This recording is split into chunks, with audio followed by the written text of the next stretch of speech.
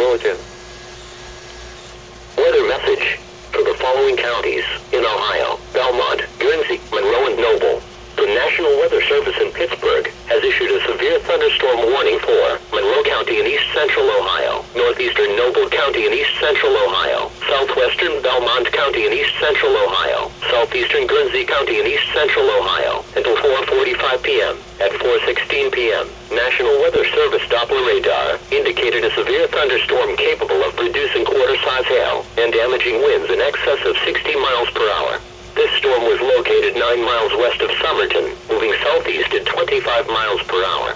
Other locations in the warning include but are not limited to Somerton, Litchfield, Round Bottom, Clarington, Cameron, Benwood. A tornado watch remains in effect until 9 p.m. Saturday evening for east central Ohio and western Pennsylvania and northern West Virginia.